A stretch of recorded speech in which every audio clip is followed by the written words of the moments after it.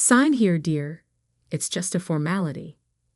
Those were Andrew's words 5 years ago as he slid the prenuptial agreement across his mahogany desk, Mont Blanc pen gleaming in his manicured hand. I remember how he smiled. That confident, charming smile that had won me over at the charity gala where we'd met. You do trust me, don't you, Sophie? Of course I trusted him. I was 28, freshly graduated from my MBA program, and head over heels in love with one of Boston's most eligible bachelors. Andrew Hamilton was everything I'd dreamed of. Successful, brilliant, and seemingly devoted to me. Now, standing in that same office, watching him pack his designer briefcase with one hand while texting his secretary with the other, I wondered how I could have been so blind.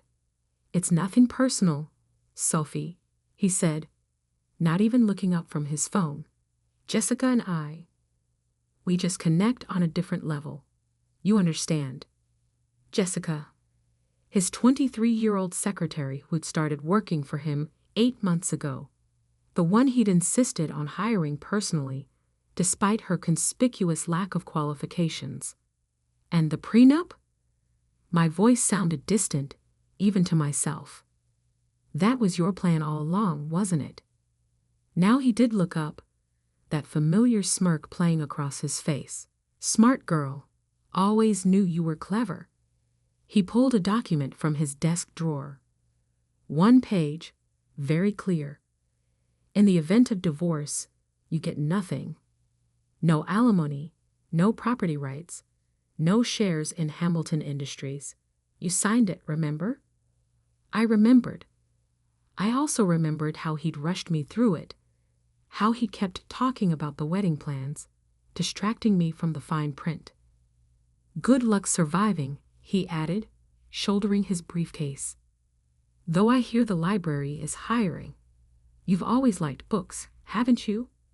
He laughed as he walked out, leaving me alone in the office where I'd spent countless hours helping him build Hamilton Industries into what it was today. The company he'd now locked me out of with a single page of legal text. My phone buzzed. A text from Megan, my best friend, and, as luck would have it, a corporate lawyer. Just heard. Coming over now. Don't kisahin ainoihi. I sank into one of the plush office chairs, my mind racing. 5 years of marriage, of dedicating myself to Andrew's company, of putting my own career dreams on hold, all ended with a smirk and a 1-page prenup. Megan arrived like a whirlwind, her court heels clicking against the marble floors, her face flushed with anger. That bastard. I knew he was planning something when he started staying late with that Barbie doll secretary. She dropped her briefcase on the desk and pulled me into a fierce hug. Tell me everything. I did, starting with finding the texts on Andrew's iPad 2 weeks ago. Messages to Jessica about their future together. How he'd grown increasingly distant, working late, taking mysterious business trips. Then this morning's bombshell. Divorce papers delivered to my office, along with the prenup I'd signed 5 years ago. He said it's nothing personal. I finished bitterly. That Jessica understands him better. Understands his wallet. More like, Megan muttered, already flipping through the documents. Let me see this prenup he's so smug about. I handed it over, watching as her sharp eyes scanned the legal text. After a moment, she frowned. Something's off here, she said slowly. The formatting, it's not quite right. What do you mean? She held the page up to the light. See these margin marks? They don't align properly. And the page number. She pointed to a tiny 1 at the bottom. Why number a single page? My heart started beating faster. You think there's more? I think. Megan said, pulling out her phone. We need to talk to the lawyer who drafted this. Gerald Foster, according to the letterhead, and lucky for us, I know exactly where to find him. 2 hours later, we sat in Gerald Foster's cramped office in downtown Boston. He was older than I expected, with kind eyes behind wire-rimmed glasses, and a body that looked like it had seen better days. "Of course I remember the Hamilton Prenup," he said, pulling out a thick file. "Quite an interesting document, actually. One of my last cases before retirement." "Mr. Foster," Megan leaned forward, "the copy my friend was given shows only 1 page. But you're indicating there was more." The old lawyer's eyes narrowed. "1 page? That's not possible." The original document was quite extensive. Multiple pages dealing with various contingencies, particularly regarding intellectual property and company holdings. My hands started trembling. "Intellectual property?" "Yes, my dear. You see, Andrew was quite insistent about protecting his company's patents and trade secrets. But your father, clever man, your father, he insisted on adding some provisions of his own." "My father," I whispered. "But he died before the wedding. He never met Andrew." Foster smiled gently. "Oh, he met him.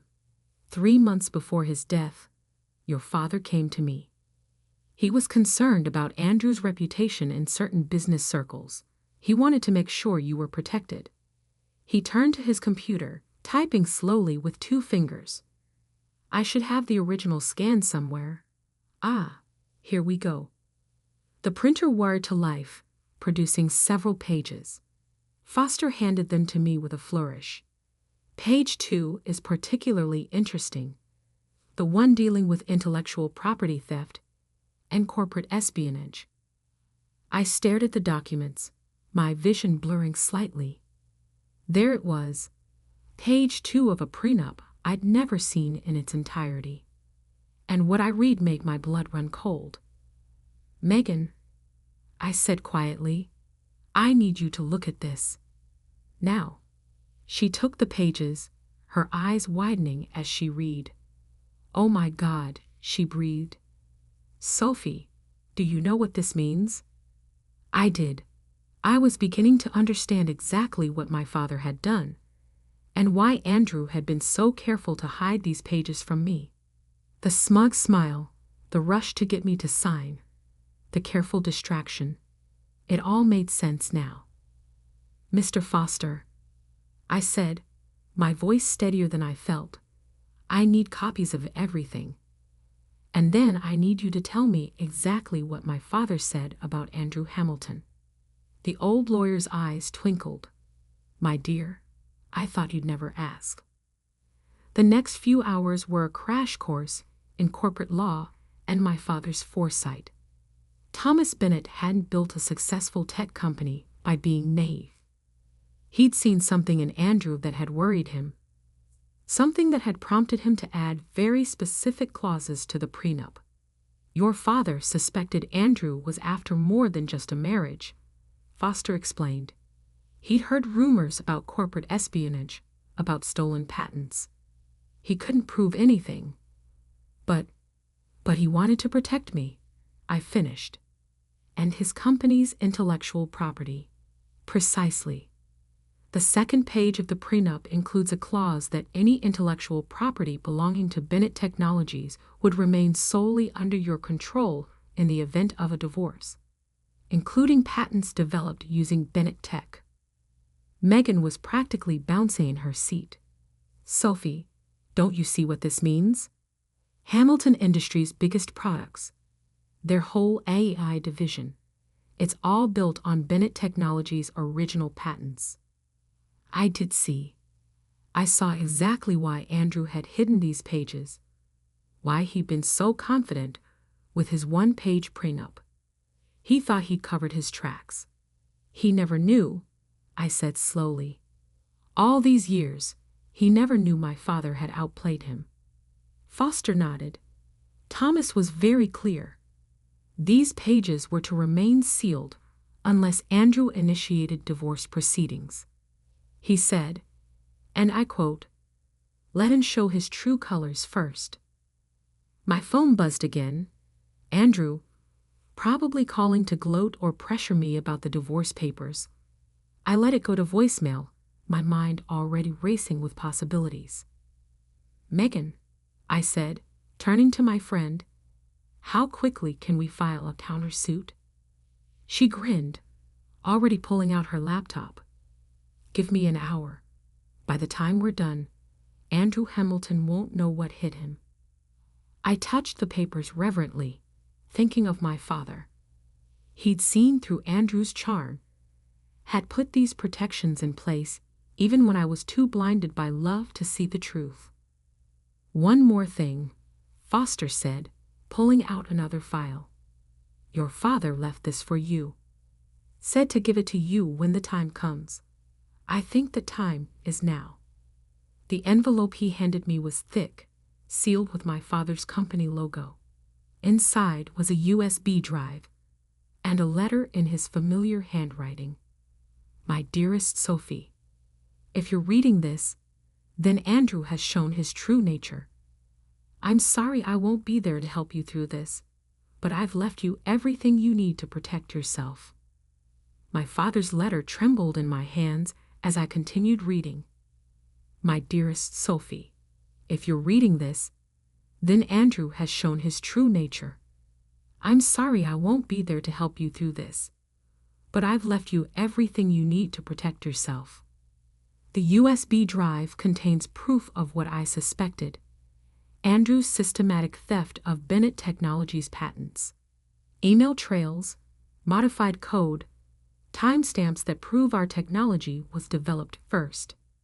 He thought he was clever, but he didn't count on me keeping backup servers running even after the company's sale. I know this will hurt, sweetheart. You loved him, and he betrayed that love. But you're stronger than you know. You're my daughter, and Bennett's don't break. We rebuild. Use this information wisely. And remember, sometimes the best revenge isn't revenge at all, but justice served cold and clean. All my love, Dad. Megan was already plugging the USB drive into her laptop, her eyes widening as she scrolled through the files. Sophie, she breathed. This is incredible. Your father documented everything. Every patent Andrew stole, every piece of code he modified. He knew, I said softly. Dad knew what Andrew was planning all along. And he left you the perfect weapon. Megan turned the laptop so I could see. Look at this. Emails between Andrew and his development team, discussing how to disguise the stolen Bennett tech. Timestamps proving your father's company developed these systems years before Hamilton Industries claimed them. My phone buzzed again. Another call from Andrew. This time, I answered, having second thoughts about the divorce. His smug voice made my skin crawl. Actually, I said calmly, I just had a fascinating meeting with Gerald Foster. Remember him? The lawyer who drafted our prenup? There was a slight pause. That old fool. What about him? He showed me something interesting. The full prenup. All the pages you conveniently forgot to show me 5 years ago. The silence on the other end was deafening. Sophie, he said finally, his tone carefully controlled. I don't know what you think you found, but page 2. I cut him off. The one about intellectual property rights. Specifically, Bennett Technologies patents. Ring any bells? I heard him inhale sharply. That's impossible. Those pages were destroyed. Apparently not. Oh, and Dad left me something else. A USB drive full of proof that Hamilton Industries' entire AI division is built on stolen technology. My technology, according to the prenup you signed. You're bluffing. But I could hear the fear creeping into his voice. Am I? Check your email. Megan just sent you a sample of what we have. I'll give you an hour to call me back. I hung up, my heart pounding but my hands steady. Megan grinned at me. That was badass. He'll call his lawyers immediately, I said, starting to pace. Try to find a way around this. Let him try. Megan was already typing furiously. I'm filing for an emergency injunction right now. By tomorrow morning, Hamilton Industries won't be able to use any of their AI systems without risking massive penalties. It took Andrew exactly 43 minutes to call back.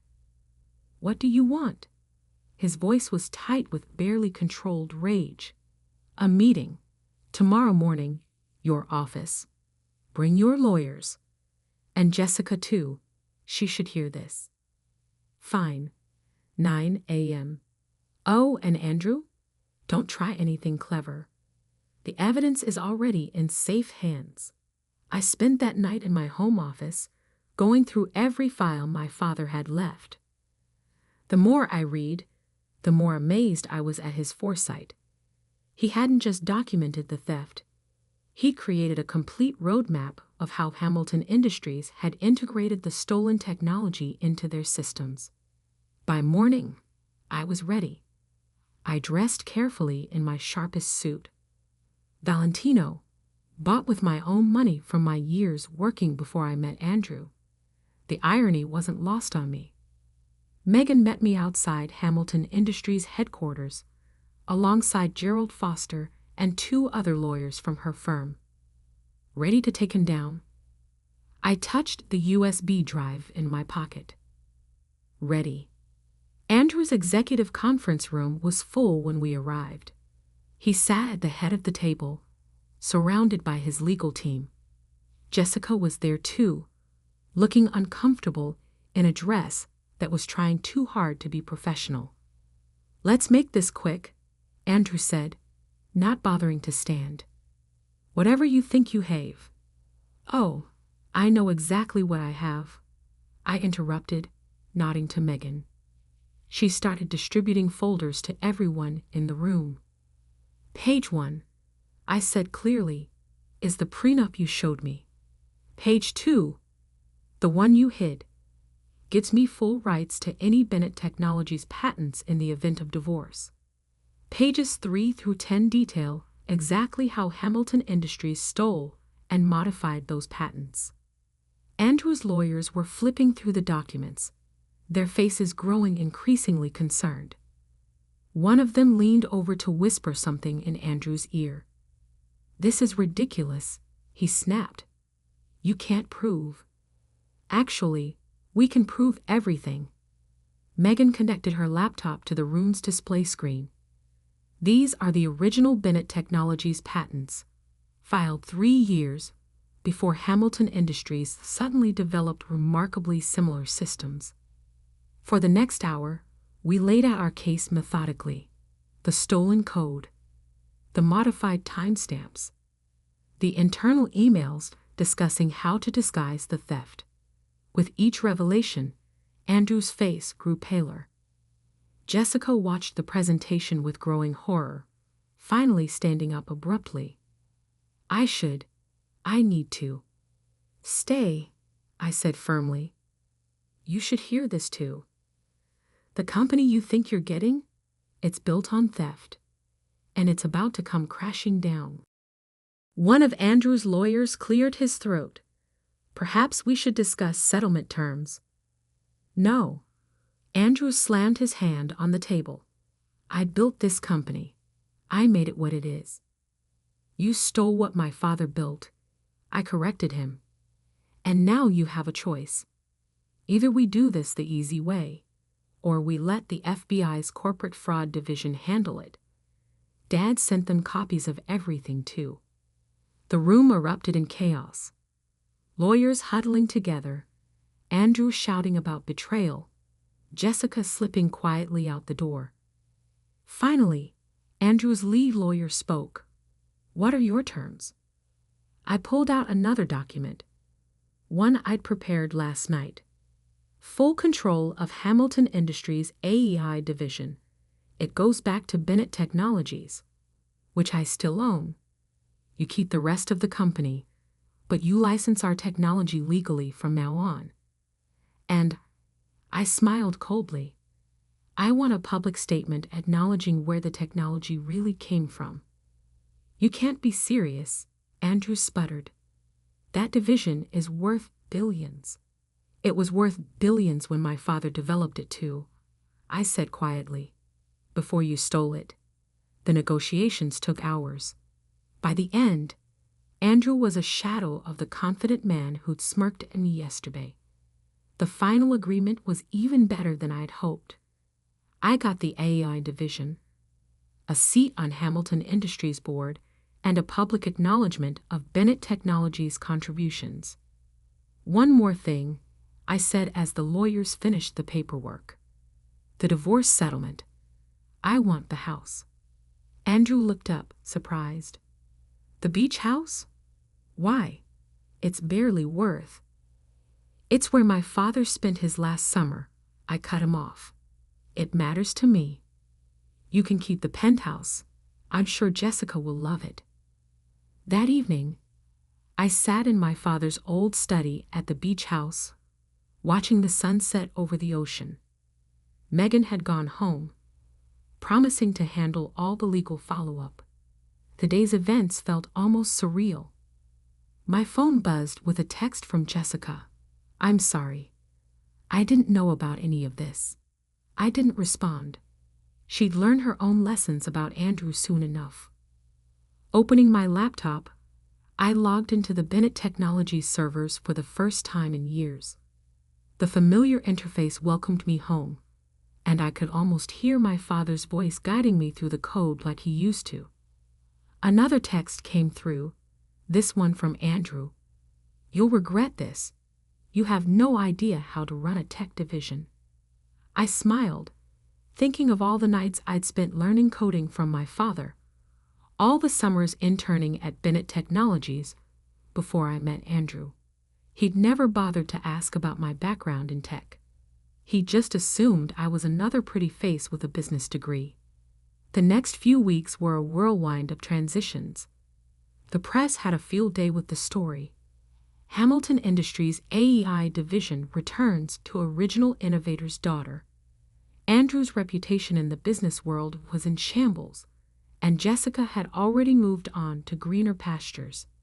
I threw myself into rebuilding Bennett Technologies, discovering that I remembered more of my father's lessons than I'd realized. The team welcomed me warmly, many of them old employees who'd worked with Dad. 1 month after the takeover, I stood in front of Bennett Technologies' headquarters, now restored to its former glory. The sign above the door gleamed in the morning sun. Bennett Technologies, innovation with integrity. My phone buzzed, a message from Megan. Andrew's trying to salvage what's left of Hamilton Industries.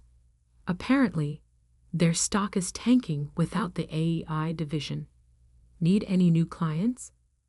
I laughed, tucking the phone away. Let him struggle. I had more important things to focus on.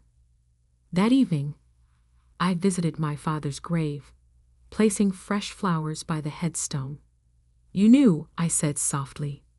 You knew he tried to take everything, so you made sure I had what I needed to take it back. The wind rustled through the trees, and I could almost hear his response.